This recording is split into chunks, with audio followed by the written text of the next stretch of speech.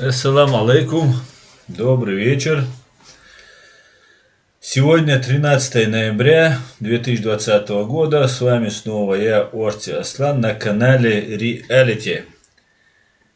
Давайте сразу узнаем, как у нас дела обстоят со звуком.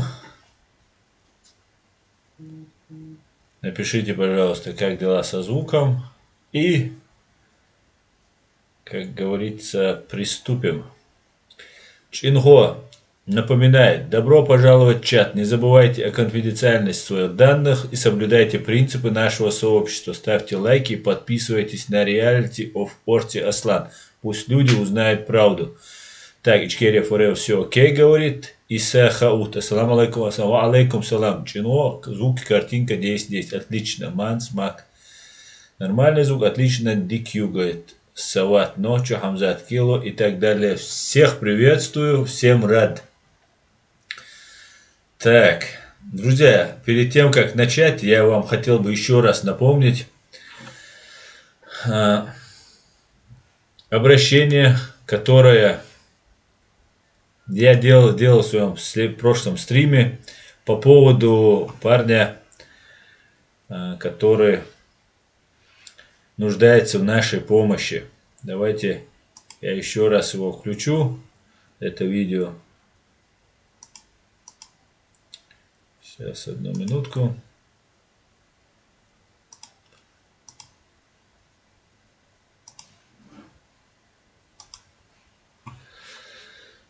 И потом приступим. Напоминаю еще раз, пожалуйста.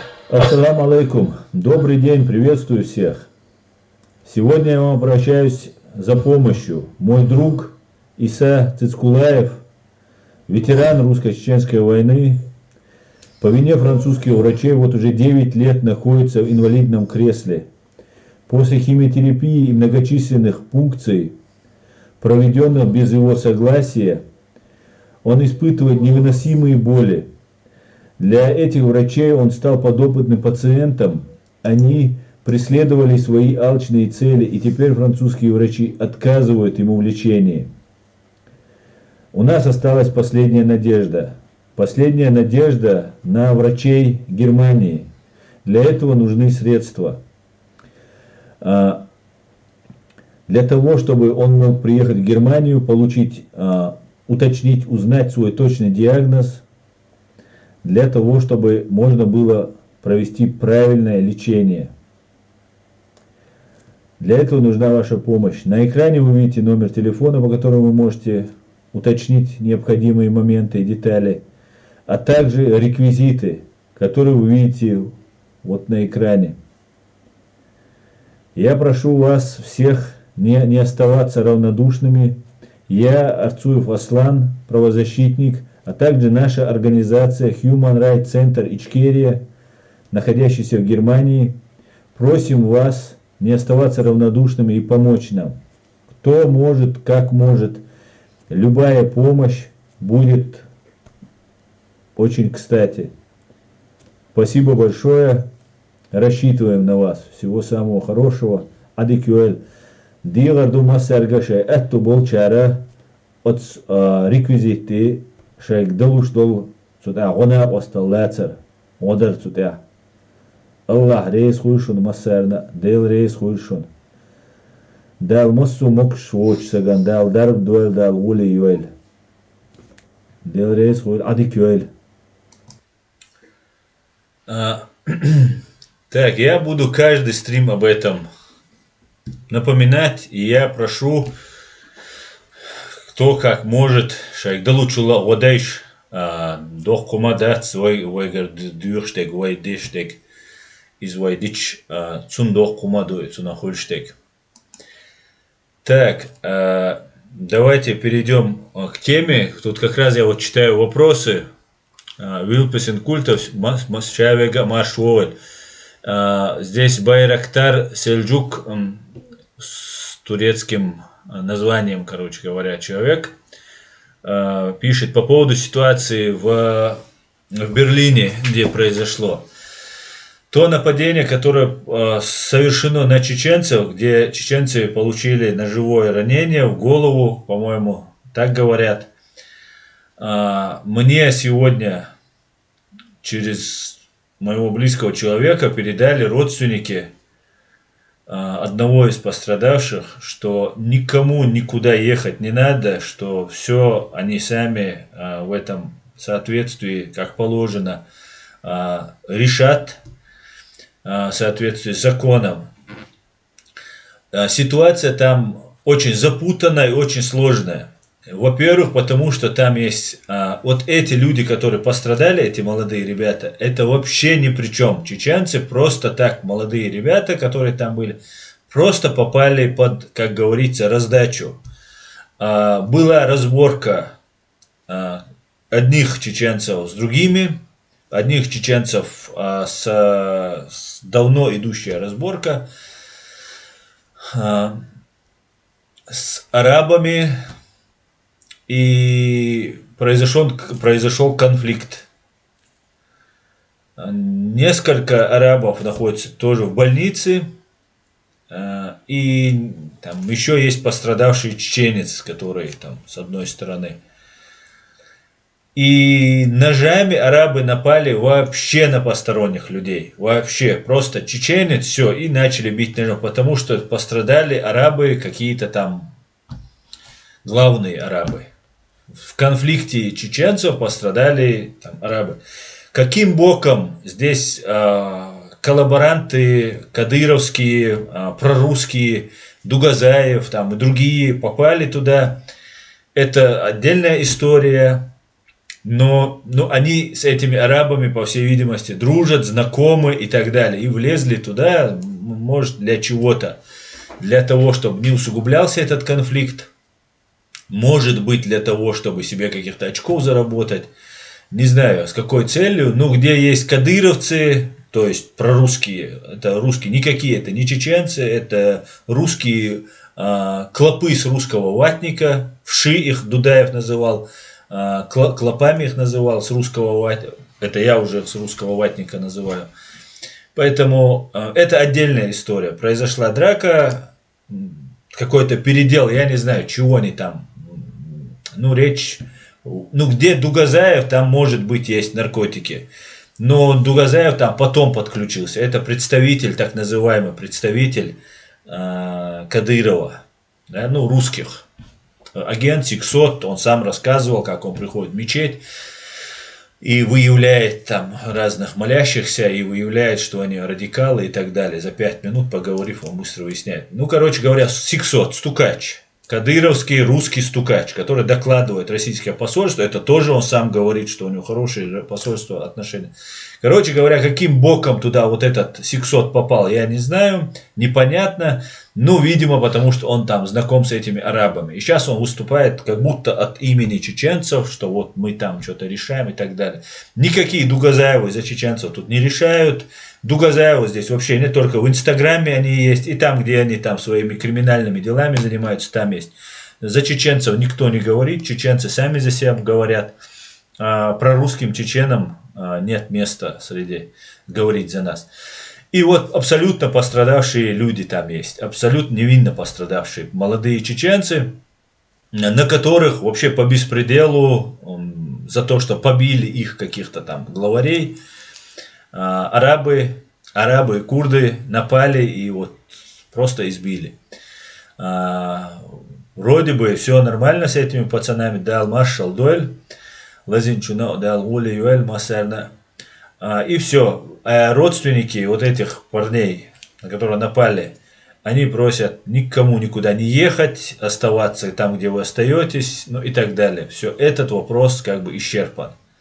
Этот вопрос закрыт. Поэтому можно переходить к следующей теме.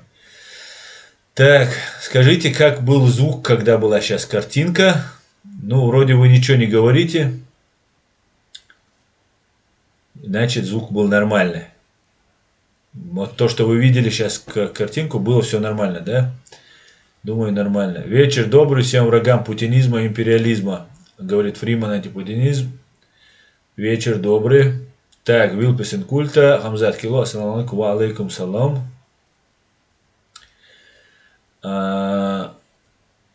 Леди Машволь Аслан и все остальные Далмашал Дуэль Исан. Было бы хорошо открыть счет, где автоматом можно было перечислить деньги без комиссии. Да, было бы хорошо, но они пока вот этим еще пока не сделали. Дейлер Саламашал Леди. Так, Тор у нас появился. Давно не было. Витаю, Аслан, как ты, как дела? У нас вся семья переболела коронавирусом. Витаю тебя, Тор. Ну, дай бог, чтобы все у вас было хорошо. Да, коронавирус сейчас очень сильно, конечно, косит. Но я надеюсь, у вас все хорошо. Дай бог, чтобы у вас все было хорошо, Тор. Так, пойдемте дальше. Асколи, ассаламу алейкум, братья Нохчи от вашей второй родины Казахстана. Ва алейкум салам, Асколи, приветствую тебя. Ва алейкум салам. Так, земля плоская, что-то здесь. За арабов нужно заступиться, даже если они... Ассаламу алейкум, Нохчу алейрам, шуга шуах волу ца. Ва алейкум салам, абарк. Так, там, где тук-тук, там точно не чисто. Да, Вильпесен культа, там, где тук-тук, точно не чисто, это точно.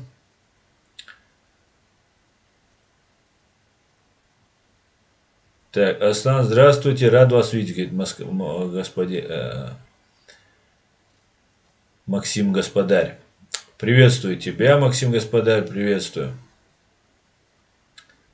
Так, Ичкерия, все окей со звуком, отлично. Так, ну что, мы тогда можем переходить к нашей теме. Аслан, где ты был? Говорит Кайфарик Кай. Ну, я тут, все тут. Так, свободу Татарстану, секрет. Так, чеченский след. Машуоль, чеченский след. Алейкум.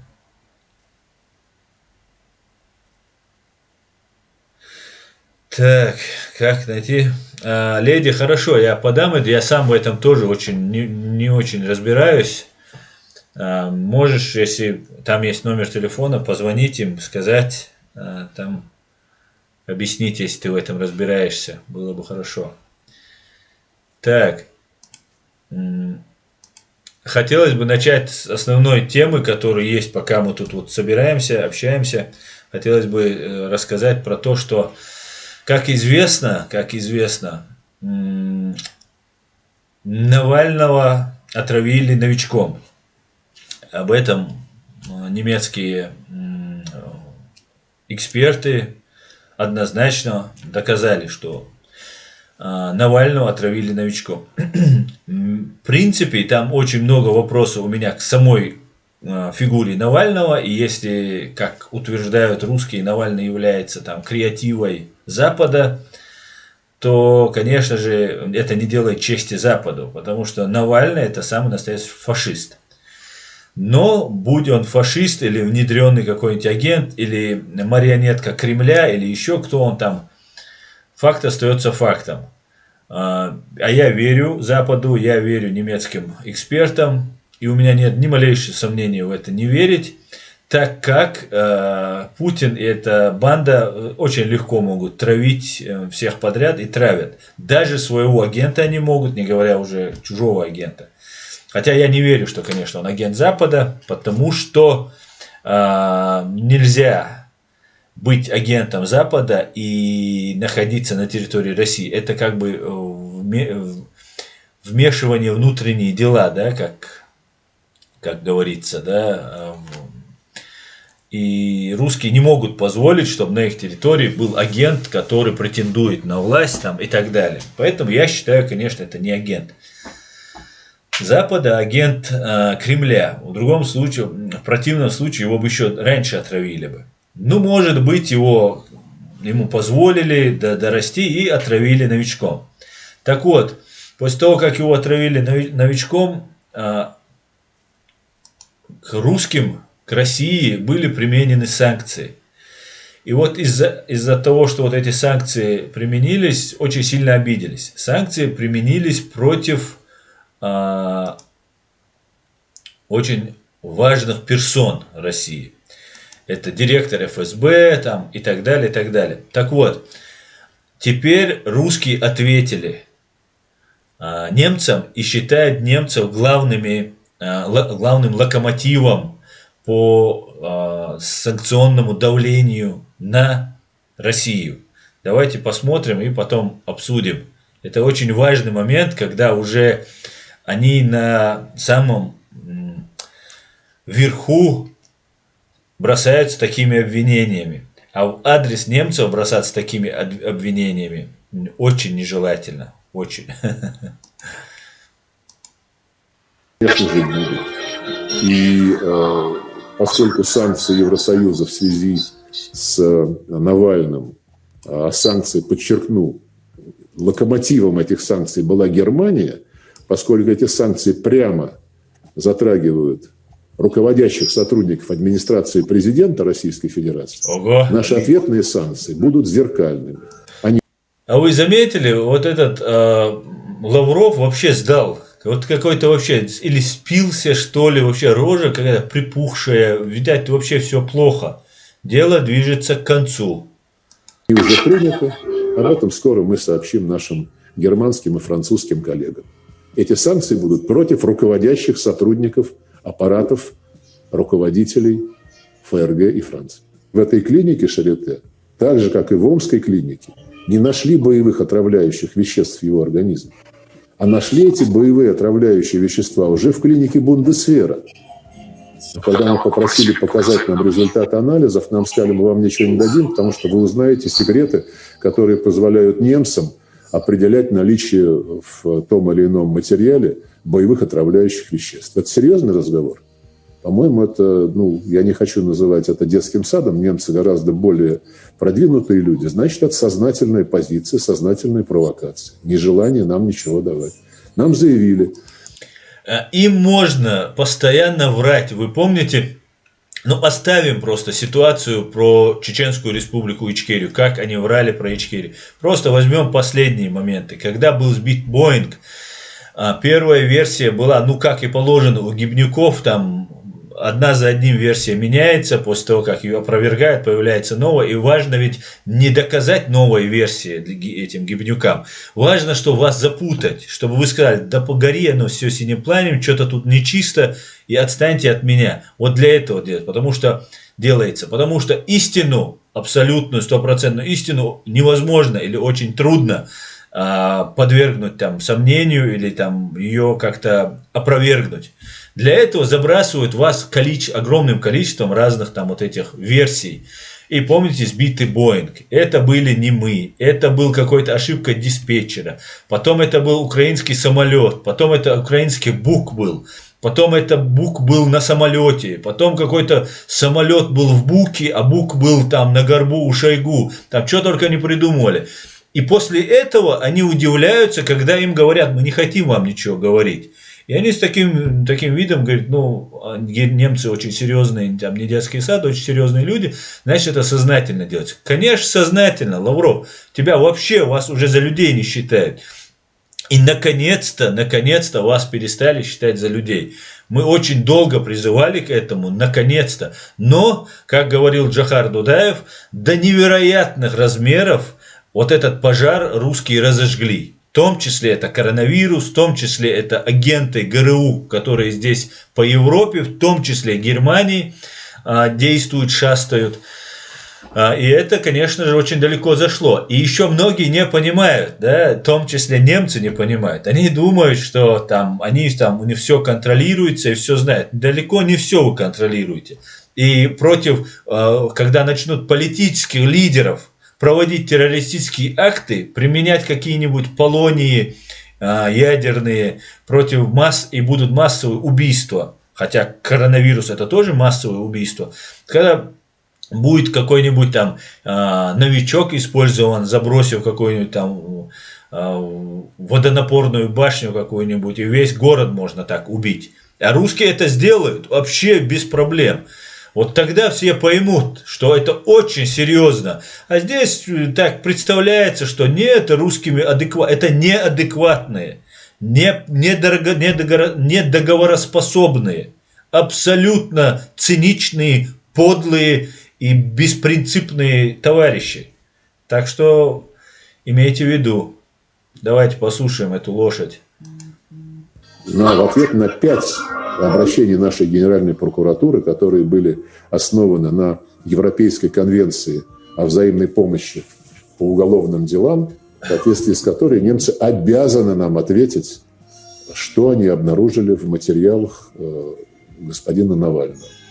Они нам заявляют: мы вам можем подумать, давать ли вам эти материалы, только если вы заведете уголовное дело. Не то, что дадим, а просто можем подумать, если вы заведете уголовное дело. Правильно, а как еще? А у нас уголовное дело можно завести только если мы увидим в этих материалах то, чего не нашли в Омске. Вот и все. Поэтому не уважать наши законы и требовать от нас исполнять наши законы через их нарушение, я считаю, это просто уже неприлично и неэтично. Ой, об этике заговорил. Другой страны, чтобы она о себе не думала, чтобы она о себе не воображала. А воображают наши немецкие коллеги то, что они являются абсолютно безгрешными, что им нужно верить на слово, и никаких фактов они нам давать не будут. Они нам сказали, дело Навального – это уже не двусторонний вопрос российско-германских отношений, это вопрос уже международной безопасности. Поэтому мы, немцы, обращаемся в Организацию по запрещению химического оружия. Идите туда, они вам все расскажут. В этой организации нам долго не говорили правду, потом признали, что действительно немцы обращались к ним. Поначалу отрицали это. В итоге выяснилось, что вроде они сами поехали в Берлин, взяли анализы, провели работу, сделали доклад. И на наш вопрос: покажи нам этот доклад, там сказали: вы знаете, доклад заказывали немцы, поэтому идите в Берлин. Значит, Берлин говорит: идите в Гаагу, а Гаага говорит: идите в Берлин. Это что? Это вот порядочность дипломатическая и любая человеческая? По-моему, это совсем наоборот, совсем непорядочность. И в итоге доклад, который в этой организации в Гааге подготовили, был распространен, но все химические формулы, в которых, собственно, и дьявол коренится, они были вымараны черным фломастером, так что их прочесть было невозможно. Не дали русским террористам узнать все секреты, которые они потом как бы для защиты своей как бы выстроили бы. И если вы понимаете, ситуация следующая. Навального отравили в России, наверное, Бортников, потому что или Путин там дал приказ, да, без Путина этого не произошло бы. И версия следующая, да, складывается, если мы верим 100% немецким экспертам, а мы им верим, потому что у нас нет оснований не верить, еще раз повторюсь, и русские могут своего же даже замочить, это они вполне могут, это много раз делать.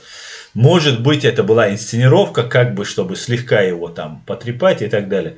Ну, короче говоря, Навального отравили, попадает он туда, в госпиталь, в больницу, и после его отправляют сюда. И теперь этим важно знать. Немцы из западной службы делают такое. Они обращаются в организацию по запрещению химического оружия. Потому что отравили-то химическим оружием. Не знаю, почему они со Скрипалями так не сделали. Хотя очень много выслали дипломатов, но не сделали ничего такого тогда. Именно вот санкции по запрещению химического оружия. Это очень серьезно, и они влекут за собой дальнейшие санкции, дальнейшие последствия, да, когда когда страна сталкивается вот с таким серьезным ударом, как применение химического оружия. И давно уже это не предъявлялось. Ну вот Асад применял это химическое оружие, убивал людей. Саддам Хусейн убивал, ну и как обычно русские это любят, умеют, любят и практикуют. Давайте послушаем еще эту лошадь. Я 5 ноября звонил Хайко Маасу. Я объяснил ему полную неприемлемость поведения Берлина, который отказывается показать нам свои изыскания, при этом обвиняет нас во всех смертных грехах, и при этом вместе с Францией, кстати сказать, стал главным закоперщиком, главным инициатором обсуждении в Евросоюзе и в НАТО вопроса о введении санкций против Российской Федерации за дело, которое никак и никем не доказано. Как видно меня? Маш, это для тебя. Хайка Маш, поддерживаю. У нас есть основания полагать, что все, что с ним произошло с точки зрения проникновения боевых отравляющих веществ в его организм, могло произойти в Германии. Или в самолете, куда его погрузили и повезли в клинику. Да, здесь рекламу, сейчас мы пропустим рекламу. Короче говоря, Хайка Маас – это тот чувак, который сейчас будет страдать от санкций. И Хайка Мааса не пустят в Сызрань или в Воронеж. Его счета в Сбербанке заблокируют, и все, попал Хайка Маас. Ну что поделаешь, ради Германии можно пострадать. Послушаем дальше. Опа, звук. Человек, так же как и Скрипали, прекрасно себя чувствует, судя по всему, хотя никто его не видел. Консульский доступ нам к нему немцы не дают. Ну и если вы помните версии, которые звучали, изначально, когда его только везли в Омск, весь мир трубил, что он в аэропорту Томска попил чаю, и этот чай был отравлен. Немедленно проверили всех тех, кто сидел с ним в этом баре, кто наливал чай, кто подносил ему чай. Ничего не обнаружили. Затем тут же появилась версия про бутылку, которую его сотрудники, скрывающие сейчас, между прочим, от любых контактов со следствием, своровали из номера в гостинице, куда они проникли незаконно, вопреки всем правилам проживания в отелях. Эти бутылки опять увезли туда, никто их нам... Незаконно. Просто зашли, взяли бутылки, где проживал Навальный. И это так было незаконно, что это уже незаконно, что даже улики не принимаются. Не показывают, но заявляют, что на них найдены абсолютно убедительнейшие доказательства, и мы должны за это ответить. Вдруг тут на днях сам Навальный заявил, что все дело не в чае, не в бутылках, а в одежде, через которую его отравили. Понимаете, когда вот такой идет цирк, или если находился он в гостинице «Шарите», то это уже идет шапито, по-моему. Я очень с трудом воспринимаю реальные мотивы наших немецких партнеров. Забавно, Навальный потерял сознание в России, 2 дня пролежал в коме в Омской больнице. Его с трудом удалось вывезти из страны, а отравили в Германии. При этом главврач больницы в Омске, принимавший тогда Алексея, спустя несколько месяцев становится главой регионального Минздрава. Кстати, это тоже очень показательно. После того, как Навального выводят, этого главврача этой больницы делают там большим чиновником. А почему, интересно? На сегодняшний день у нас есть рабочие диагнозы. Основной из этих рабочих диагнозов, к которому мы больше всего склоняемся, это нарушение углеводного баланса, то бишь нарушение обмена веществ. Вызвано это может быть резким понижением сахара в крови, в самолете, что вызвало потерю сознания. Лавров говорит, есть все основания полагать, но не приводит никаких доказательств. У нас есть основания полагать, что все, что с ним произошло с точки зрения проникновения боевых отравляющих веществ в его организм, могло произойти в Германии. Или в самолете, куда его погрузили и повезли в клинику «Шарите». На кого это рассчитано, непонятно, ну да ладно. Страны ЕС на основании заключений специалистов из 3 независимых лабораторий пришли к выводу, что Навальный был отравлен в России химическим оружием, веществом из группы «Новичок». В связи с этим ЕС ввел санкции против 6 граждан России, включая первого заместителя главы администрации президента Сергея Кириенко, директора ФСБ Александра Бортникова и других. Вот, посмотрите на эти рожи. Вот эти рожи Бортников, Кириенко и другие мерзавцы, на которых они по локоть, уверен, в крови все нашей чеченской крови. И я думаю, их время настало. Все, они теперь в этих санкциях, и никуда, никогда они от них не денутся. И настанет время, когда будет спрос. Это неотвратимость наказания, это основной принцип, которым всегда придерживаются тут на Западе. И будем надеяться, что в ближайшее время эти мерзавцы понесут наказание. Ну и мы как тут со своими претензиями подойдем. Скажем, так, господа, у нас тоже претензии. Так, давайте посмотрим, что вы пишете. И перейдем дальше. Перейдем дальше к вопросам. Так, Чинхо напоминает: добро пожаловать в чат. Не забывайте о конфиденциальности своих данных, соблюдайте принципы нашего сообщества, ставьте лайки, подписывайтесь на реалити. Пусть люди узнают правду. Так, Навальный путинский смерть, говорит. Также об этом пишут, немецкая пресса пишет об этом. Шпигель, например. Сейчас я вам прочитаю по поводу этой ситуации. Так, это машинный перевод. Попробуем прочитать, что тут написано. Лавров объявляет санкции против Германии и Франции. После отравления критика Кремля Алексея Навального ЕС решил ввести санкции в отношении высокопоставленных российских чиновников. Министр иностранных дел Сергей Лавров сейчас хочет ответить за это с такой же строгостью. Пишет Шпигель 12 ноября 2020 года. Россия хочет ответить на карательные меры ЕС санкциями против правительственных чиновников Германии и Франции. Об этом заявил министр иностранных дел Сергей Лавров на онлайн-конференции в Москве. Эти санкции направлены против руководящего состава в аппарате управления Германии и Франции, сказал Лавров. Сначала он не назвал ни подробностей, ни имен. Кстати говоря, это очень хорошо характеризует и объясняет, скажем так, то, что произошло во Франции. Произошло убийство Самуэля Пати, французского гражданина, французского учителя.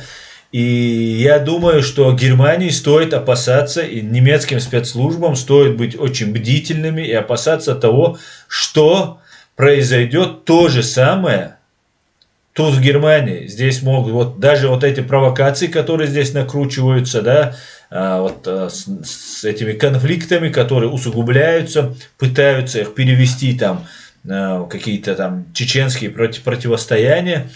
И я призываю службы Германии быть очень бдительными, так как это излюбленный метод Путина мелко пакостить и мстить. Эти санкции направлены против руководящего состава аппарата управления Германии и Франции, сказал Лавров, пишет Шпигель. Сначала он не назвал ни подробностей, ни имен. Босс ФСБ пострадал от санкций ЕС. В октябре ЕС ввел карательные меры в отношении избранных российских чиновников в ответ на якобы отравленную атаку, якобы осуществленную Россией против оппонента Кремля Алексея Навального. Среди прочего пострадали глава мощной внутренней разведки ФСБ Александр Бортников и другие приближенные президента Владимира Путина. Поскольку Германия была двигателем санкций ЕС в связи с Навальным, и поскольку санкции затрагивают высокопоставленный персонал в администрации президента России, мы отразим это в нашей реакции, сказал Лавров. Подробности вскоре сообщат немецкие и французские коллеги. По данным федерального правительства, Навальный был отравлен нейротоксичной группой «Новичок». Этот диагноз подтвержден Организацией по запрещению химического оружия. Сам Навальный также обвиняет Путина в том, что он был инициатором, что Путин имеется в виду, был инициатором атаки. Так что вот такие вот дела происходят. И сразу же, напоминая, Навальный, конечно, пострадал, и это даже если он симулятор и агент Кремля, конечно же, мы не желаем ему, тем более такой мучительной смерти, как отравление от новичка или каких-нибудь там других отравлений. Но нужно здесь напомнить еще об одной вести, которая приходит из временно оккупированной Чеченской республики Ичкерия. Мемориал сообщает, 13 ноября Кавказ Реалии сообщает 13 ноября 2020 года. Мемориал. В Чечне задержали более 10 жителей Гудермеса. Они находятся в нелегальной тюрьме. Сейчас я назову вам все фамилии этих людей. В Чечне силовики, они их почему-то называют, банд-группы точнее было бы, незаконно задержали и увезли в неизвестном направлении более 10 жителей восточной окраины города Гудермеса. Об этом сообщает правозащитный центр «Мемориал». Задержания произошли 5 ноября. Людей забирали из их домов последовательно на протяжении суток, уточняется на сайте правозащитного центра 13 ноября. Мемориал указывает имена 13 задержанных. Это Асламбек Асхабов, Садам Тарамхаджиев, Шамиль Магомадов, Магомед Бимурзаев, Адам Махмудов, Сулим Бирсанов, Магомед Османов, Хабиб Багаев, Юсуп Куразов, Адам Баматгириев, Зубайр Бархаджиев, Ахмад, фамилия неизвестна, Гелисханов, имя неизвестно. По информации правозащитников, все они находятся фактически в нелегальной тюрьме, помещении управления вневедомственной охраны войск Национальной гвардии России по Чечне в Грозном. Есть основания опасаться, что незаконно удерживаемые там люди могут подвергаться незаконному давлению вплоть до пыток с целью добиться от них оговора себя и других людей, отмечает Мемориал. Кстати, как мы знаем, ОБСЕ запустила московский, так называемый московский механизм по мониторингу за правами человека во временно оккупированной Чеченской республике Ичкерия. Как мы видим, конечно же, накал чуть-чуть сбавился, убийств не так много, хотя они продолжаются.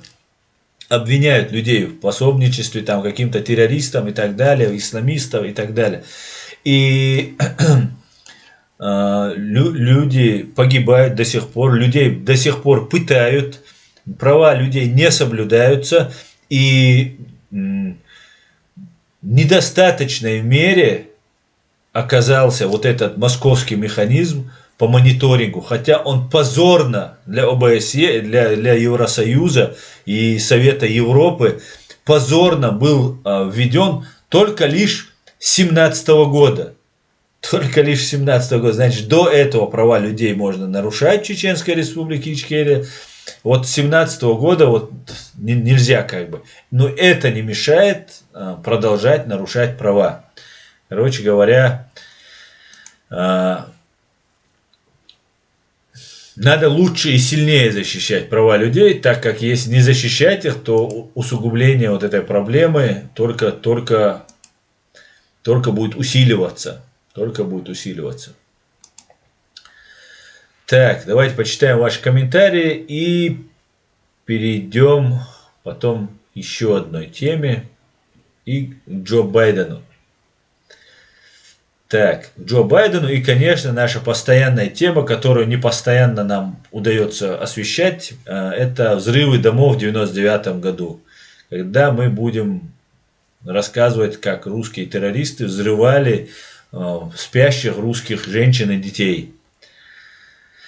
Большому сожалению. Что послужило поводом для начала Второй русско-чеченской войны. Так, давайте посмотрим, что вы мне тут пишете. Не буду... Так.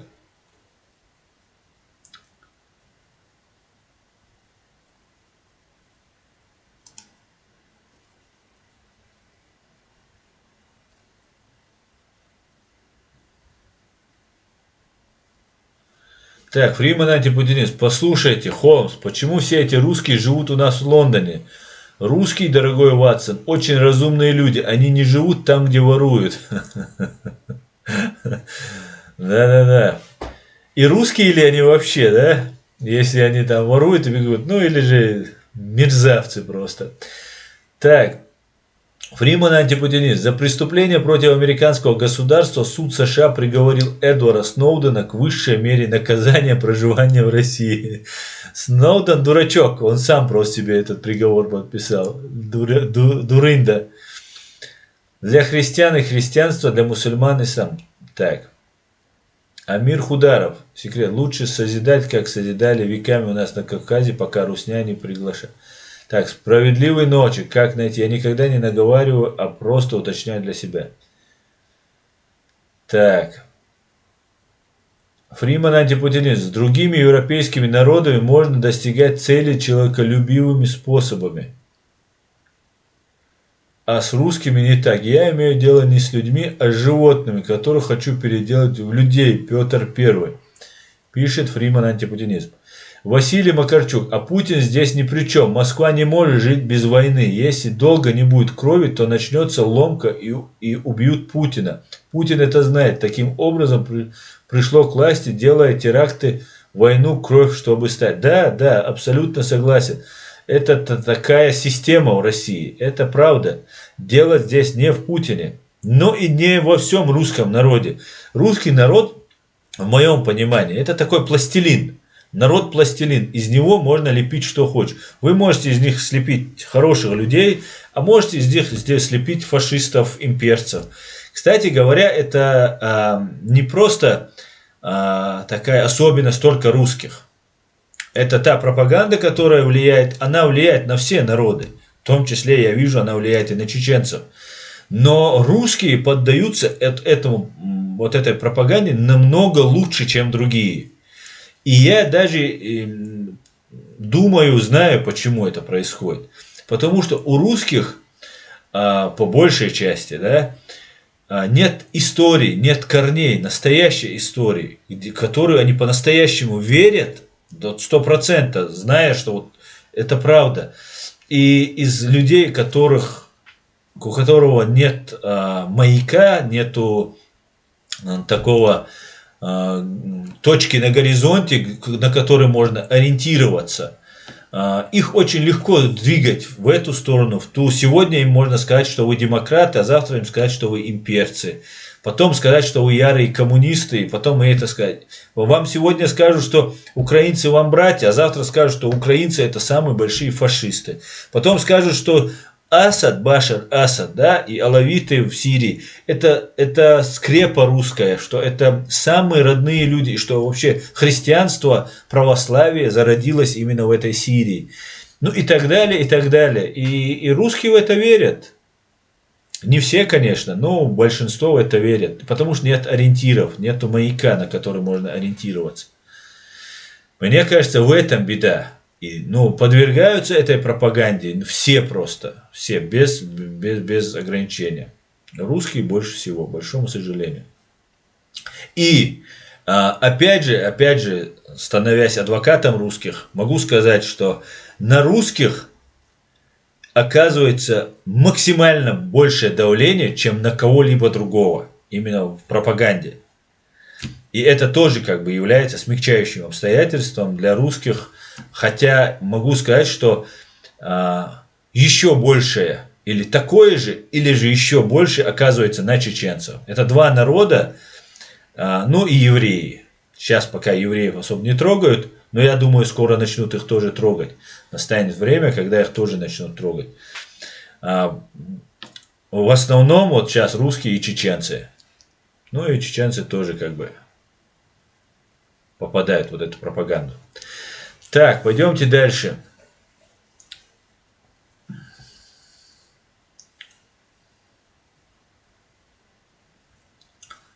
Так, пойдемте дальше. Амир Хударов. Так, это не мне. Давайте перемотаю, друзья. Аслан, ты прав. Русский несчастный народ. Салауди Саидов. Да. Это точно. Русские сами несчастны, и все, кого они к себе присоединили, также делают несчастными. Так, еврей тут, говорит Исаак Шмулевич.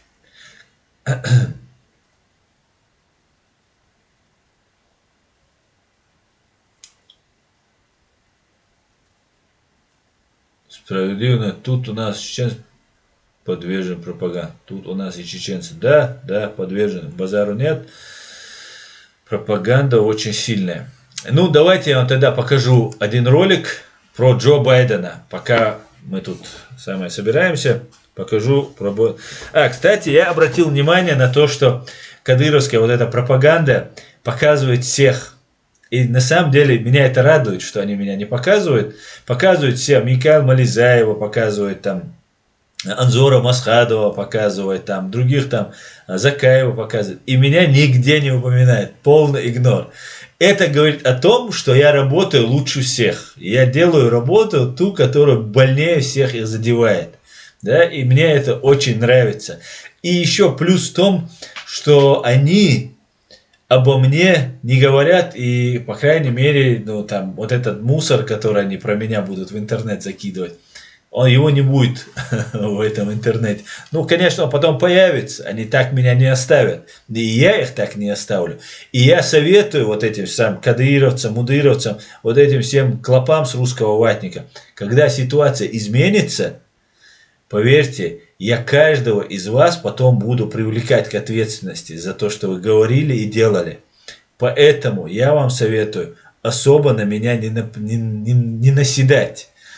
Потом сочтемся, может быть, это будет смягчающим обстоятельством.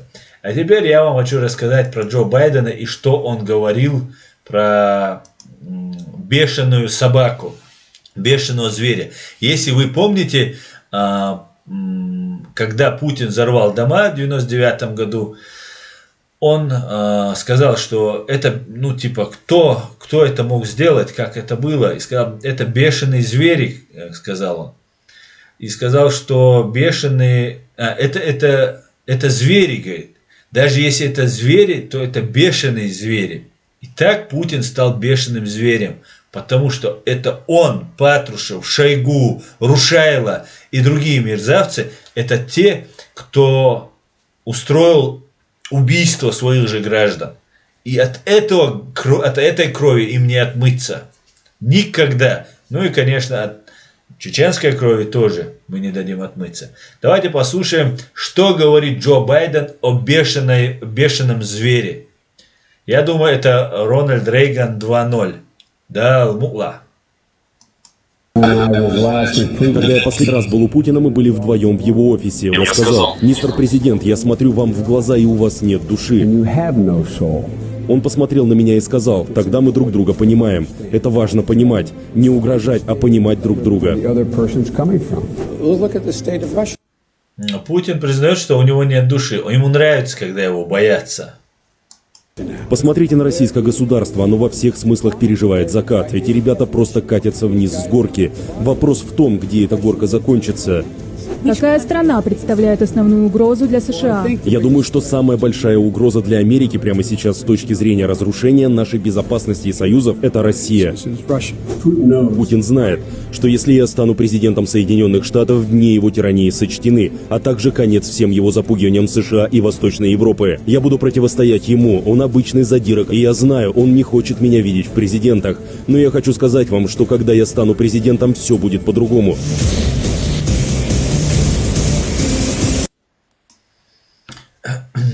Поздравляю, Джо Байден стал президентом, и у Путина большие проблемы. Да, Аль-Му'ла, да, Аль-Му'ла. Так.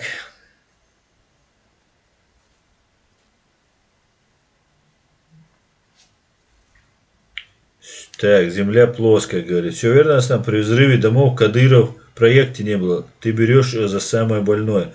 Да, кстати говоря, возвращаясь взрывом домов. Опять же, на канале «Острый угол», который наконец-то он пиарил там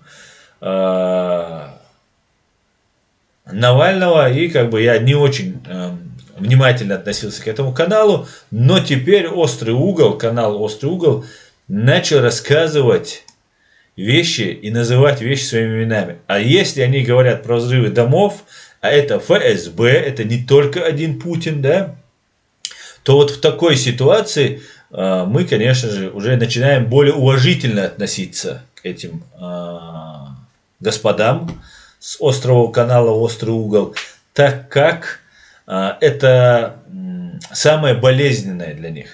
И если об этом говорят, значит, эти люди, ну, как минимум, наши союзники. Ну, точно нам не враги. Так, давайте посмотрим, и я буду комментировать, потому что все, что я показывал вам ранее, именно на этот канал делает акцент, и это очень интересно. Давайте посмотрим. Это очень интересно и очень полезно. Давайте.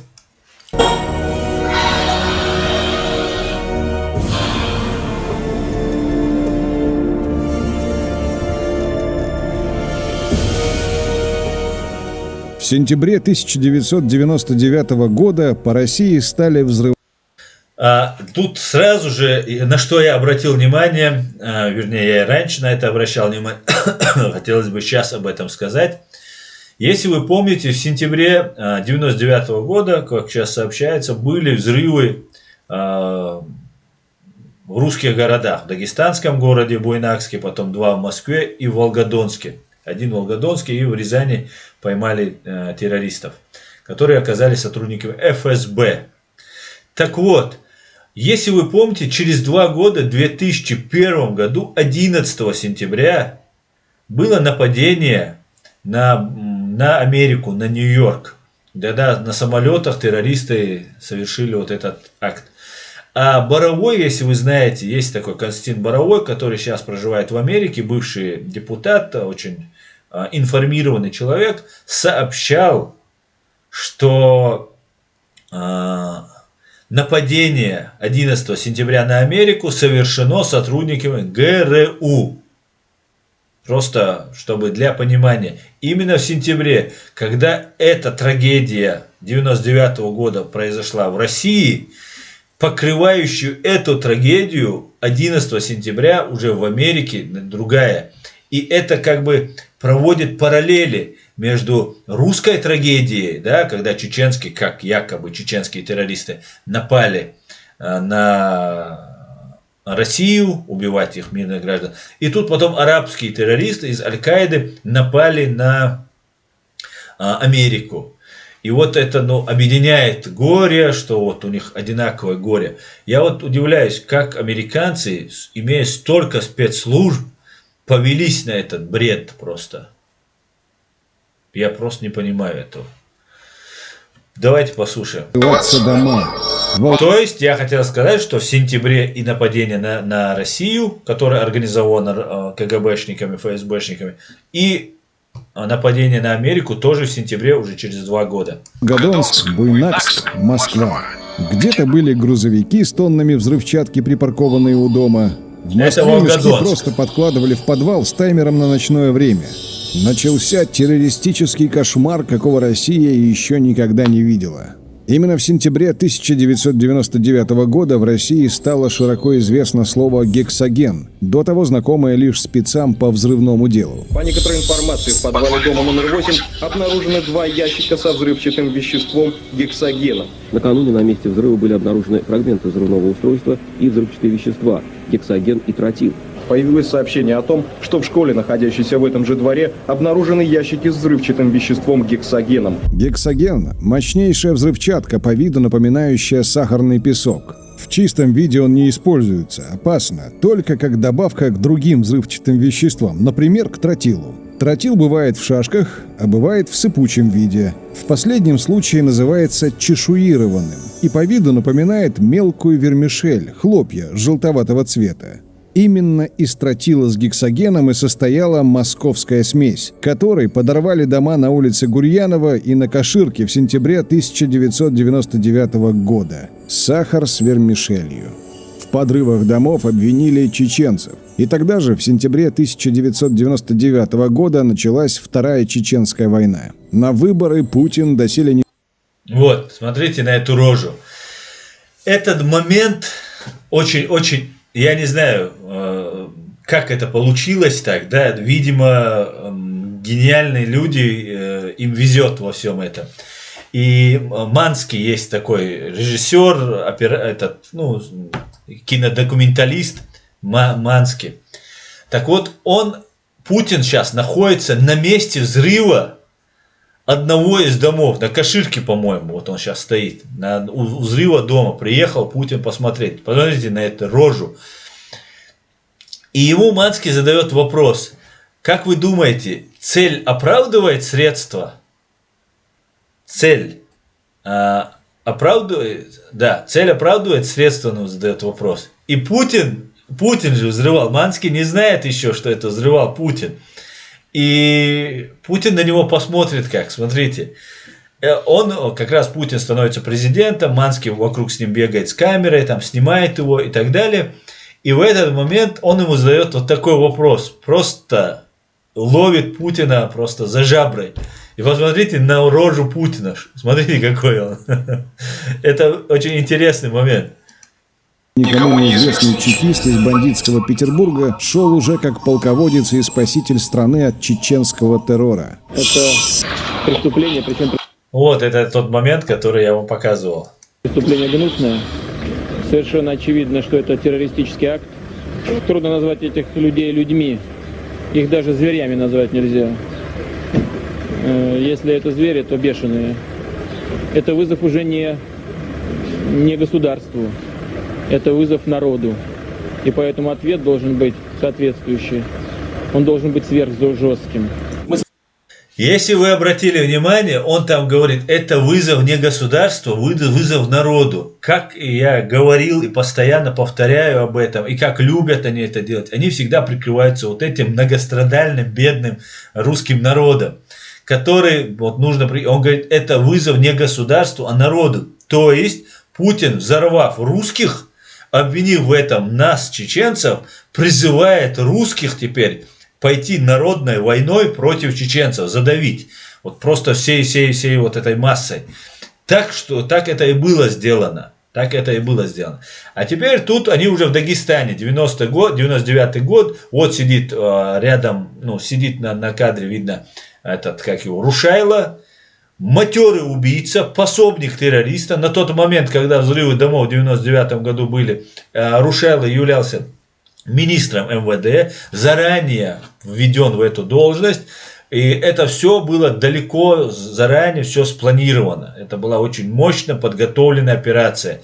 Все было учтено, кроме одного бдительного гражданина Картофельникова, дома жителя Рязани по улице Новоселова 16/14, который рассекретил всю вот эту их схему, да. Явилась истина, как говорится.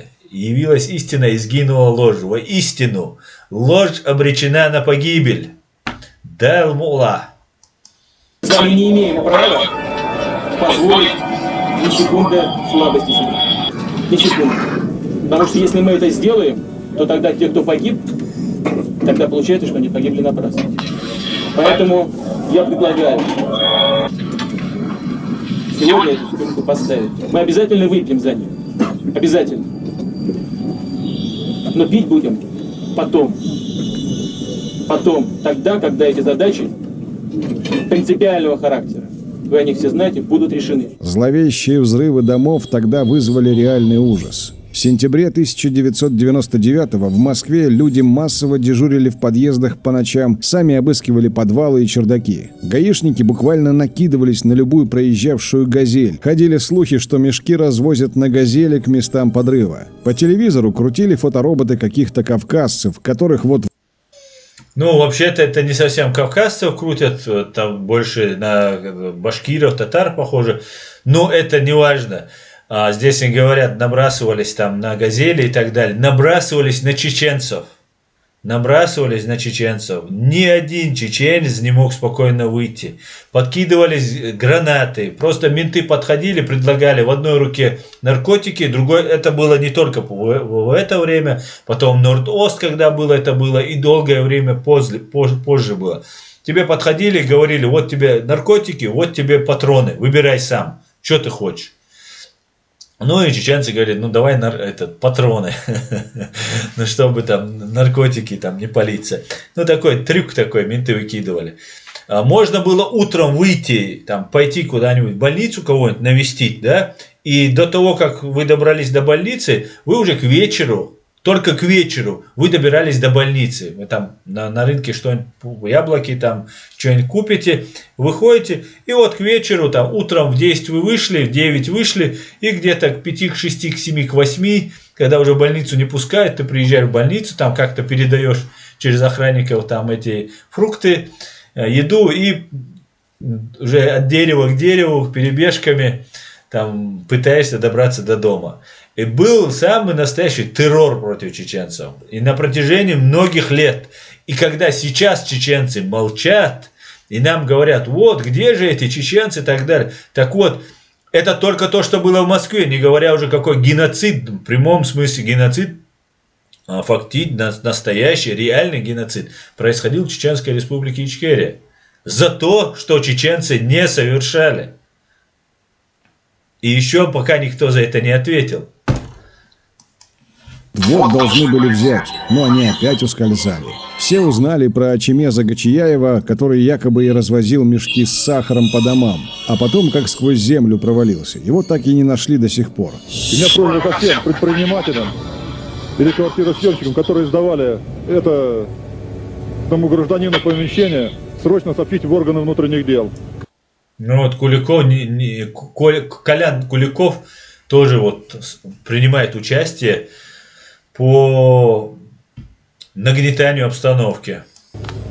Не исключено, что он может где-то находиться, и мы сейчас не исключено, где-то точно находится. Обращается ко всем жителям города и в первую очередь. Вот, смотри, 13 сентября теракт в Москве, а 11 сентября, через 2 года, уже в Нью-Йорке. И вот как они накручивали, очень накручивали. Предпринимателям.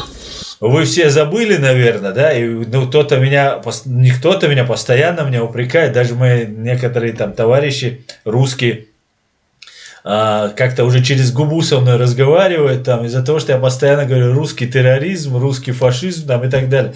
Так вот, уважаемые русские, когда меня обзывали чеченским террористом, когда меня обзывали во всех смертных грехах, вы все молчали. И сколько на нас вылилось этой грязи, чеченский след, чеченский терроризм, чеченский бандит и так далее. Так вот, я за 10 своих жизней не смогу вам ответить. Даже если буду днем и ночью говорить русский терроризм, русский терроризм. Так что терпите, господа. Со следующим обращением. Если в последнее время этот человек снимал офис или помещение под склад, немедленно позвоните в милицию, чтобы, возможно, предотвратить новую трагедию. И подобная информация уже поступает в органы внутренних дел.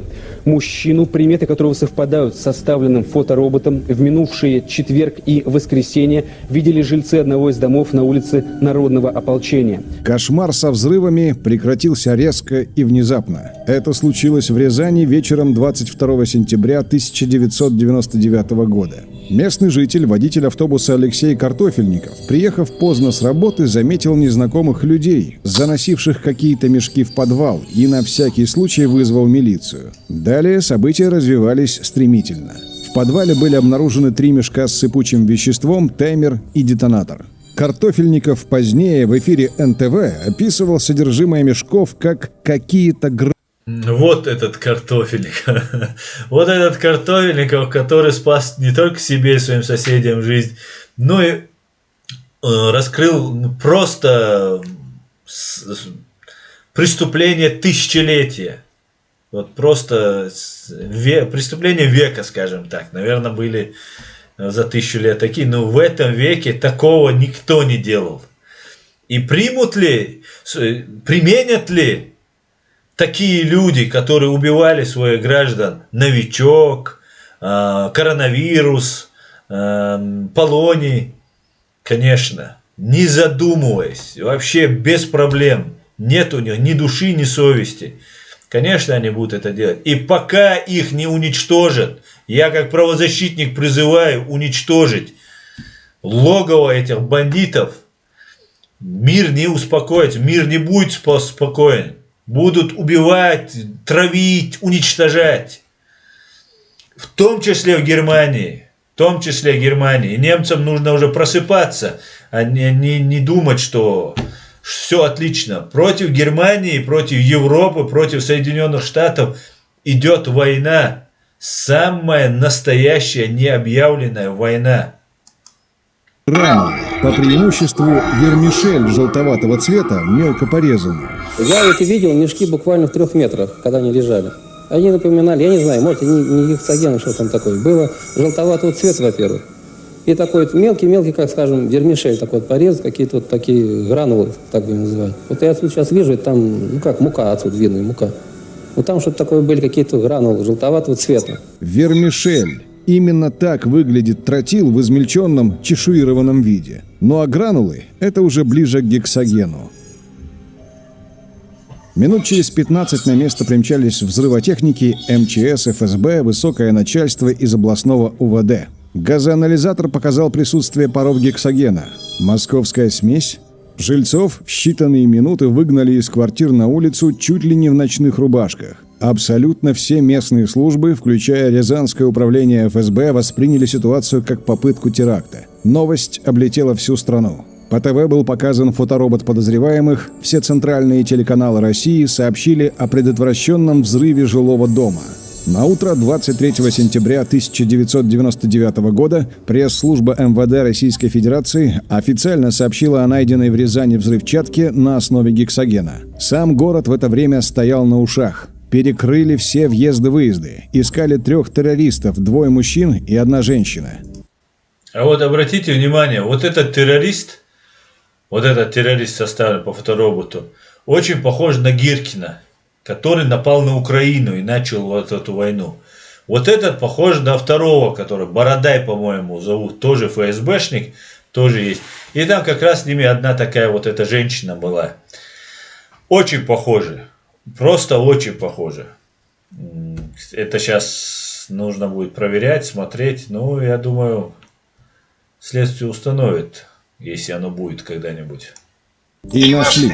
На 3-й день съемная квартира, где они прятались, была установлена. Готовилось задержание. По другим данным, 24 сентября 1999 года их уже задержали. И тут, примерно в полдень 24 сентября, на экранах ТВ появился Патрушев, путинский кореш по Петербургу, в то время директор ФСБ. Это Патрушев. Вот этот гусь, миллиардер, он владеет банком Россельхозбанк. Все сельское хозяйство России финансируется, управляется вот этим человеком. Сейчас его сынуля, который являлся директором, главарем этого банка, Россельхозбанка, в народе колхозбанк. И вот этот его сынуль, один из сынулей, который является просто алкашом, запойным просто, сейчас является министром сельского хозяйства. Короче говоря, Патрушевы кормят русских. Взрывают, а потом кормят. Этот человек, на мой взгляд, намного опаснее, или так же опасен, или больше опасен, чем даже Путин. Сказать, что это был шок, ничего не сказать. Патрушев заявил, что террористы в Рязани – сотрудники ФСБ. Это были учения по проверке бдительности, а в мешках был не гексоген, а сахар. Это не был взрыв, во-первых. Во-вторых... 24 сентября, вот вы если не видите на экране у себя, 24 сентября 1999 года. В этот день уже начались массированные бомбардировки Чеченской республики Ичкерия. Все внимание было переключено на Чеченскую республику, и война против Ичкерии началась полным ходом. И русские пластилины, засунув язык себе в уши или еще куда-нибудь в глаза, чтобы не видеть и не слышать, пошли топить чеченцев в крови. Хотя убили их граждан. Ладно бы обвинили бы там в убийстве чеченцев, обвинили в убийстве там, я не знаю, граждан Армении там или еще кого-то, и русские сказали, мы сейчас будем мстить, зная, что убили-то этих армян, допустим, да, я как пример говорю. Если бы убили бы армян и получилось бы, что вот обвинили чеченцев и пошли бы мстить, понятно, все понимают, что убили-то граждан Армении, армян убили, ничего страшного. Убили своих русских, и русские не рыпнулись. Да, были смельчаки отдельные. Ну, народ русский, прекрасно осознавая, видя, как это происходит, не рыпнулся, не пискнул. пошел топить именно вооруженные люди, ФСБшники, военные, полицейские, тогда милиционеры. Грош цена просто вот всем этим людям.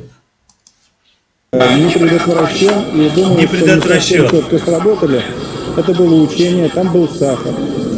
Взрывчатого вещества не было. Рассказ Патрушева об учениях ФСБ уже тогда вызвал, мягко говоря, недоверие. Получалось, что ФСБ проводила учения в жилом секторе, о которых никто не знал. Десятки людей провели ночь на улице. Было возбуждено реальное, не учебное уголовное дело по статье «Терроризм». Да и сообщил Патрушев об учениях только тогда, когда исполнители были обнаружены рязанскими ментами и чекистами, которые были не в курсе Совершенно верно. У нас 3-летний ребенок. Мы его вытащили из ванны распаренного ребенка, закутали в тряпье и бежали, сломя голову. Ребенок у нас до сих пор болеет. А вы сейчас верите, что это были учения? Нет. А почему? Не верю, потому что все было очень правдоподобно. Очень правдоподобно. Мы все видели. Из подвала крысы бежали.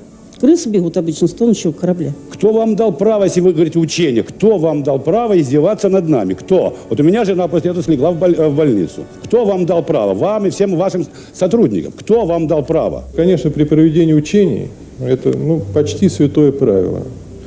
Не надо к ним привлекать людей, которые не должны участвовать в учениях. Вот жители дома в данном случае, конечно, не были объектом проведения учений. Давайте мы исходить будем из факта, о котором нам сказали, что в мешках был сахар.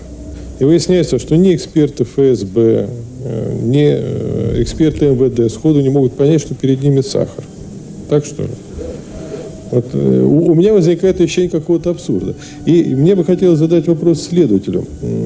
Вы проводили, скажем, опрос свидетелей на предмет установления факта, что это тот же материал, который они видели на месте взрыва? Вот тут говорят о том, что был какой-то желтый, типа там сеченый вермишели, а у вас сахар. Насколько я понимаю, немножко различаются они. Я хочу сказать, сахар производства Курской области, сахар производства Воронежской области, цвет имеет другой, а сахар, который производят у нас на Кубе, вы получаете, он вообще желтый. От ФСБ требовали подробностей, предоставить план учений, приказ на их проведение, кто были 3 исполнителя и так далее. Попытку дать хоть какое-то объяснение инциденту ФСБ предприняла через полгода, 22 марта 2000 22 марта 2000 года была пресс-конференция ветеранов Альфа и Вымпел. Об этом я не указывал. И спасибо вот этому каналу, который вот это напомнил. Это тоже очень важный исторический момент, который очень будет полезен для тех людей, кто будет расследовать это дело. года.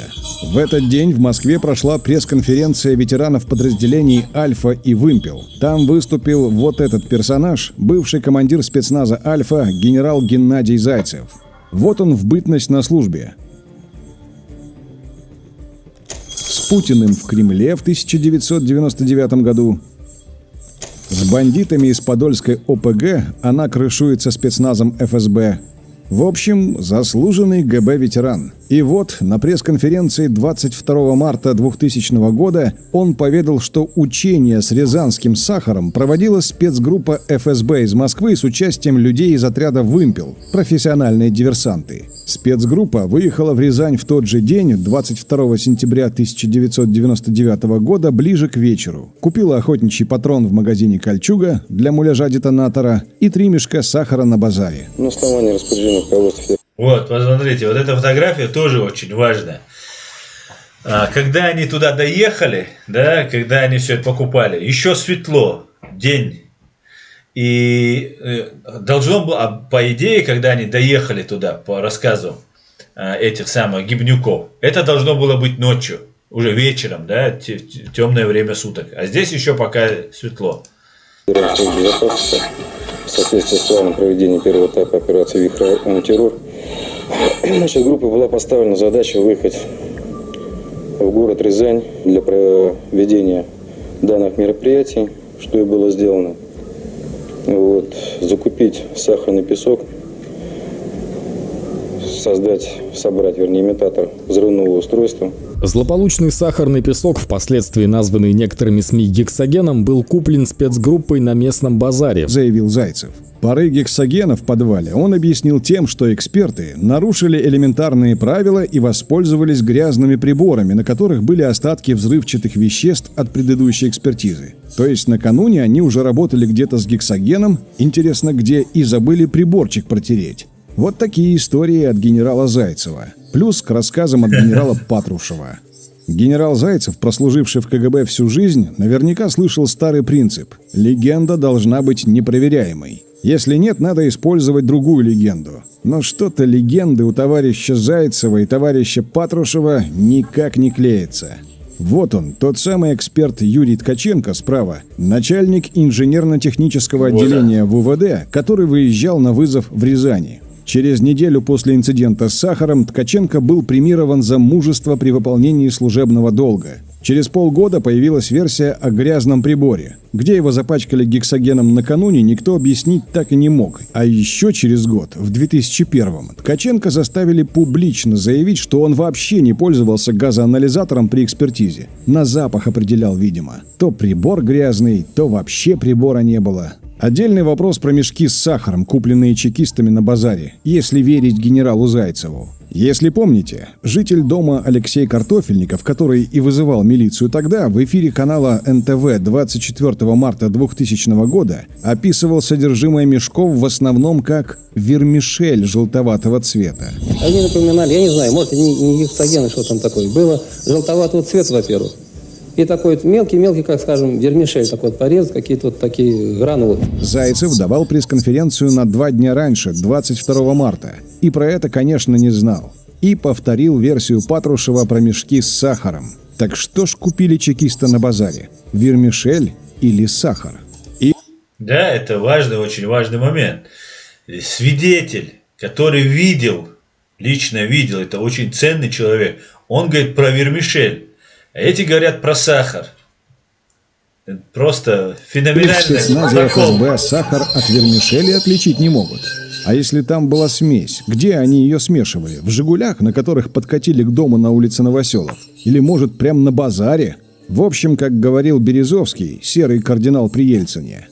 Он закончится. Его повесят на рее. Вы тогда сказали. В 2000 году. Его повесят на рее. Но меня повесят, видимо, перед ним, потому что скажут, что ты его привел. И я от этого никогда не отмажусь. Жаль, что это прозрение пришло к нему слишком поздно.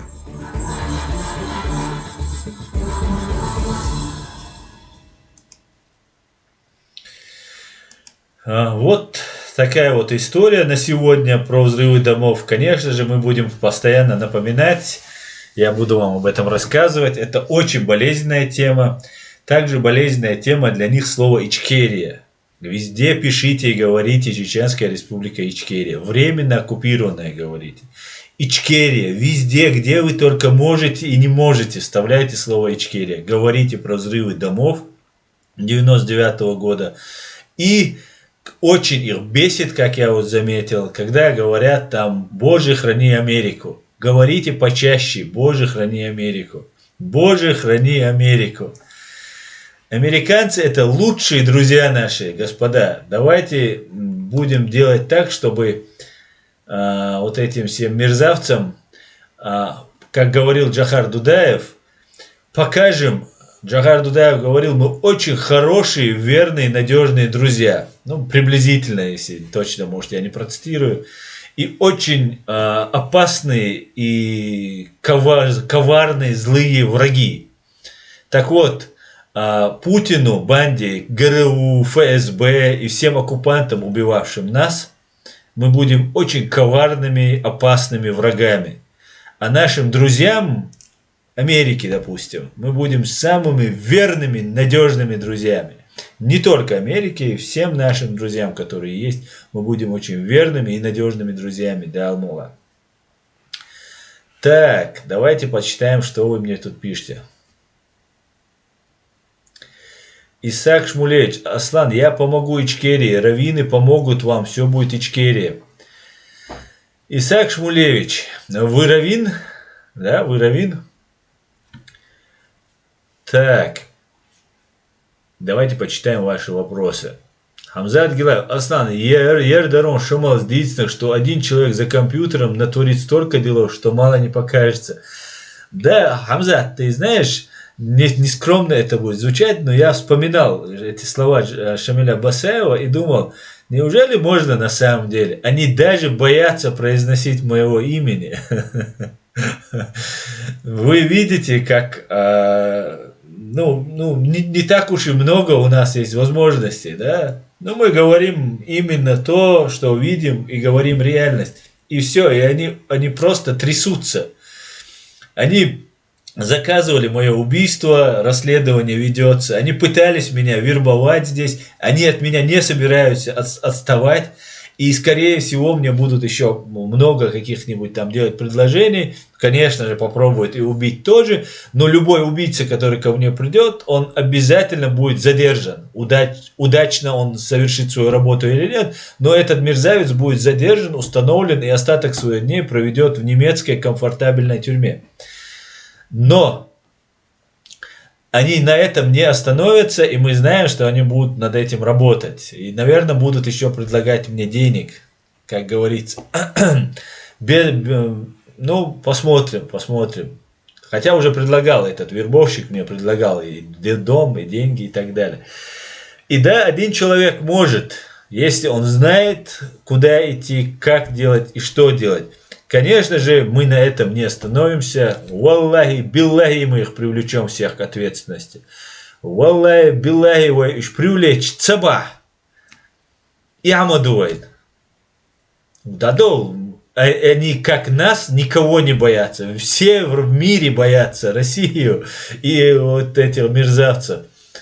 И они боятся нас. И так получилось, что вот сейчас вот этим наконечником стрелы оказался я. Это не моя заслуга, но так получилось. И очень хорошо, я доволен. Да, Хамзат, это именно так и есть, я об этом тоже думал. Так, Адам Центр, лучше сахар после вермишели по запчастям придется собирать. Знание Маши, говорит, Немо, Бодуке. Так, пойдемте дальше.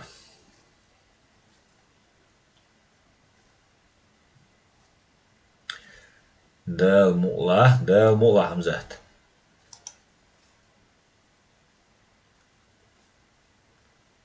Секрет Трумпетер. Свободу Ичкерии. Аду Давлету, Аслан, не коварный, а хищные. Коварство и подлость – это наши северные соседи. Ну да, хищные, да. Но уже вырежут, я уже сказал, я уже столько наговорил, что можно будет, я видел сейчас, слепили там ролик про Мусу Ломаева и Анзора этого. Буквально сегодня я смотрел. Тоже, смешно, конечно, прикольно.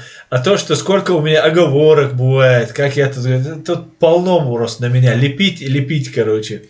Поэтому, да, ты прав, это мы хищные враги, да, не коварные. Хотя коварство тоже должно быть с этими людьми, оно должно быть. Джахар говорил хищные, по-моему. Так, Ичкерия будет свободной планетой Земля, говорит, дал мула, все говорят дал мула. Вот, что значит, русская армия просто будет убивать мирных, безоружных, голодных чеченцев? Так, Викентий Чугуевский, заметьте, чеченская карта разыгрывается тогда, когда у хунты начинаются трения с теми или иными государствами. Так, Ричард Ли, Аслан, ты жил среди русских, объясни, какую операцию производит в их мозгу Кремль, что они не понимают столь явное преступление, ведь это настолько очевидно. Нет, это, знаешь как, не то, что они не понимают, да, многие понимают, но они боятся, у них на генетическом уровне они запуганы, у них нет ориентироваться на своих отцов и дедов, которые отстаивали. Представь, на протяжении долгого времени они были в рабстве. Потом, когда им освободили от этого рабства, да, так называемое крепостное право. Я не знаю, какое может быть у рабов вообще право, но оно так называлось почему-то, крепостное право. В 1861 году их освободили, но по факту их не освободили. И потом Ленин, начитавшись немецких книжечек Карла Маркса, совершил революцию и расстрелял всю знать. Кто успел, убежал, остальных он расстрелял. И эти люди необразованные, пребывавшие в рабстве, а после 1961 года такое батрачество сложилось. Это то же самое было рабство, только когда ты был рабом, у тебя был всегда паёк, место, где жить. А батраку теперь приходилось то же самое. Ты работаешь, но у тебя нет ни земли, ничего и так далее. Ну, вы все это знаете. Потом мы все попали в советское рабство. И оно тоже было рабством, когда у тебя ничего не было. Да, у тебя была квартира какая-то, может быть, да, и не все жили в квартирах в хороших условиях. Не было даже лошади, колхозов, ничего. Ты опять в рабстве. Все принадлежит государству. Это номенклатуре, это такое дворянство. И у этих людей ничего нет, кроме вот страха. Они знают, у них нет ориентира на отцов, которые сражались за свободу, как это есть у украинцев, допустим, у других народов. И они не ориентируются на них. Да, у них есть ориентир воевать, идти в другие страны, как там они завоевывали другие территории и так далее. Но у них нет войны за свои права. Они не боролись за свои права. И они знают, что есть вот эта власть, что при царе, когда ты абсолютно бесправный, и ты раб, с тобой делают все, что тебя меняют на собак, тебя убивают, что угодно делают. Потом в советское время то же самое было, особенно во времена вот Сталина, чуть позже, потом уже после войны, когда люди после войны были чуть-чуть дерзкие, опытные, могли быть диверсантами, с ними уже чуть-чуть считались, заслуженные люди тоже были.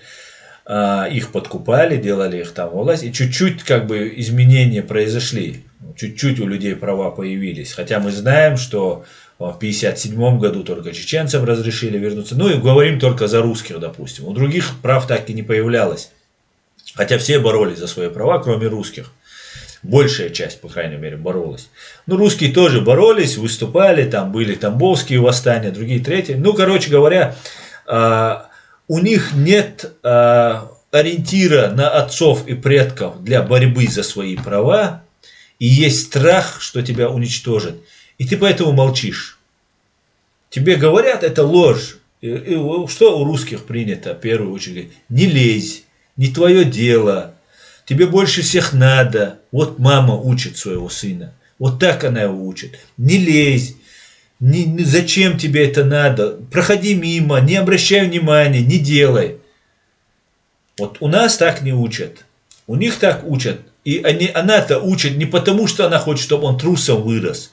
Она его безберечь хочет. Потому что вот он один станет лезть, заступаться за несправедливость, за справедливость против несправедливости. И он сядет в тюрьму или погибнет. И ничего не произойдет, ничего он не изменит. И она это знает, она русская женщина, она это знает. И она хочет своего сына спасти. И вот так это зарождается. Не лезь и так далее, и так далее. И это страх. Страх русские атомизированы, они разделены. И мы, чеченцы, сейчас становимся такими атомизированы. У чеченцев ценятся смелость, отвага там, и так далее. Я вот недавно думал над этим всем. И я пришел к выводу, что больше, чем смелость, больше, чем отвага, больше, чем человечность и добродушие какое-то, да, отношение, почитание своих родителей, больше всего этого даже у нас ценится доверие тишам. И вот это тишам, вот это доверие у нас уже потеряно. Русские, ну вот эти спецслужбы, русские спецслужбы, которые очень сильно работают над самим русским народом, то же самое делают с нами. Нас тоже атомизируют. И у них это получается. Да, мы пережили геноцид, русские давно не переживали геноцида, могли бы сейчас хотя бы новое поколение там о себе заявить. Но они уже до того атомизированы, и так много среди них агентуры, что вот тот же Навальный, другие, третьи, шаг вправо, шаг влево, все, ты загремел в тюрьму.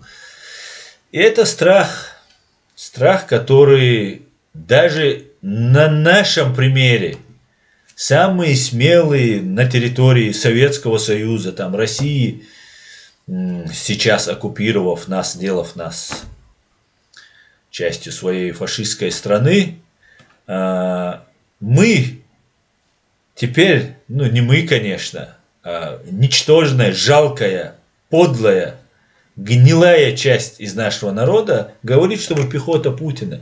И русские смотрят и говорят, если с чеченцами такое сделали, то что сделают с нами? Такие смелые, сплоченные чеченцы, сейчас они себя пехотой называют. Если так с ними поступили, то что сделают со мной, говорит какой-нибудь простой русский. И в России вот этих кадыровцев даже боятся. Да, может там побаиваются. Даже в той же чат-рулетке ты заходишь, говоришь с кем-то, и когда узнают, что ты чеченец, ты в чат-рулетке, елки-палки. Но он боится, что его потом найдут чеченцы, вот так там накажут. Хотя, с другой стороны, чеченцы, вот эти, которые за русских, вот кадыровцы, или там не только ж кадыровцы, там есть и военные, ГРУ, там 3-е, 10-е. Вот эти люди в России самые боеспособные части, вот именно вот спецгруппы. Чеченцы это самые боеспособные на сегодняшний день в России. Поэтому боятся. И мы должны вывести этих русских. Да, болезненно, да, называя их русскими террористами, русскими имперцами, русскими фашистами, задеть за живое, проснуться, сказать, я не фашист, я не имперец. Почему ты так считаешь, чтобы он вот не выступил? Но вместо того, чтобы мне это сказать, русские чаще всего пытаются увильнуть от общения, потому что нечего возразить.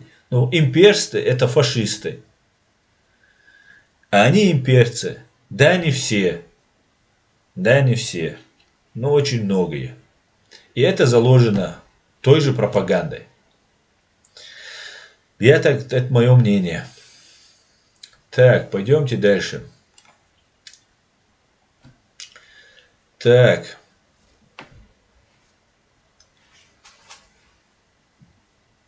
Хамзат и Павел.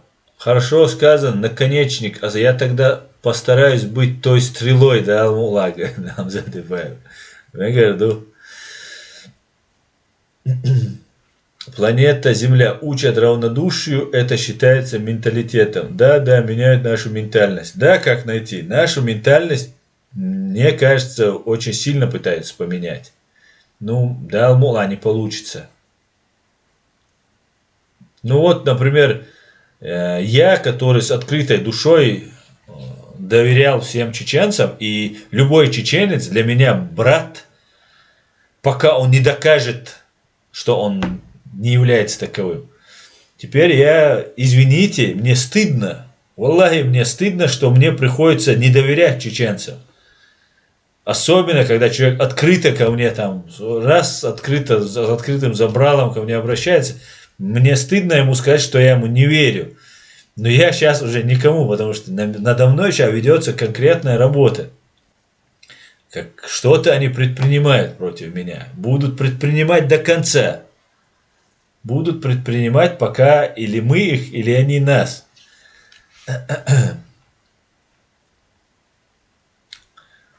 Так. Леди говорит, кадыровцы звучит как отдельная нация. Да, имбаду.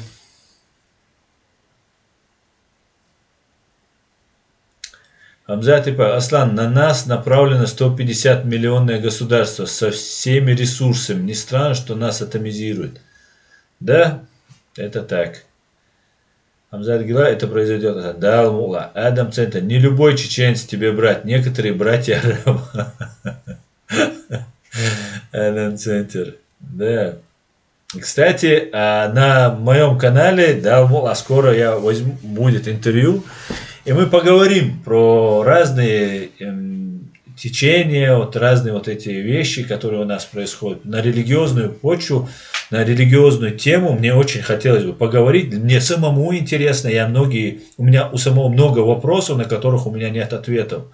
И я буду задавать эти вопросы, и есть один уважаемый человек, который будет мне на них отвечать. Я надеюсь, он сказал, что будет. Человек, заслуженный человек. И вы все узнаете, увидите, да, Аллаха. Так.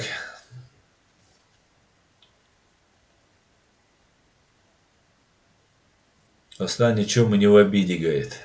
Так. Как найти? Так, чеченский след, рязанский сад. А у нас выхода нет. По-любому мы их. Однозначно. Чеченский след. Так, друзья, их не 150 миллионов. Нас не брать в счет. И другие народы, я думаю, все против русских. Да, настанет время, когда русские будут говорить, что они не русские, что они там украинцы, поляки, татары, евреи, кем угодно не называть. И дело не в этническом русскости, да, опять же, слишком много говорю про русских, и многие русские на меня, наверное, могут обидеться за это. Хорошие люди, на плохих мне плевать, хорошие люди. Но дело-то не в политическом смысле, в имперском смысле русские. Речь о них, только о них. Серж, колонию, построенную Лениным, можно победить только ленинскими методами. Такой террор мы не можем просто себе позволить, который творил Ленин и Сталин, мы этого не можем себе позволить. Чего? Байрактар дал Кремле хадж дадеш Аслан. Байрактар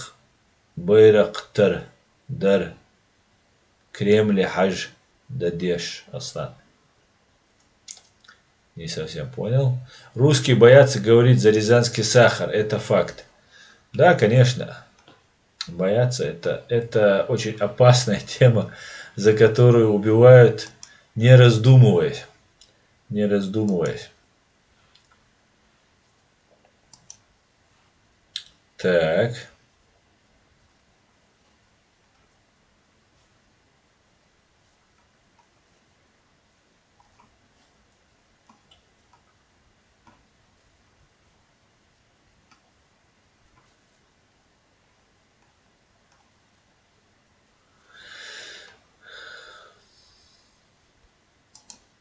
Сейчас, одну минуточку, господа, и я вернусь. Так, Адам Цайтнес, Совар изам Давиж Маемс. Так, дрон Байрактар нужно было направить в Кремль. Перевод. Дрон Турец, все понял. Да, надо было. Персональный дрон, чтобы обнулить окончательно обнуленыша. Но я уже давно призываю акт справедливости совершить, но почему-то пока американцы не спешат. Ну, видимо, Путин очень хорошо в бункере спрятался. Бедолага. Так, наше время, в принципе, истекло. 1,5 часа, не будем вас больше утруждать. Следующий стрим постараемся провести в понедельник, как обычно. До этого, конечно, еще на нашем канале будут видео. Распространяйте наши видео. Распространяйте информацию о той проблеме, которая случилась с нами. И, как говорится, все будет Ичкерия. Всего самого хорошего. Спокойной ночи. Ассаламу алейкум. Бюсте алейкум массера.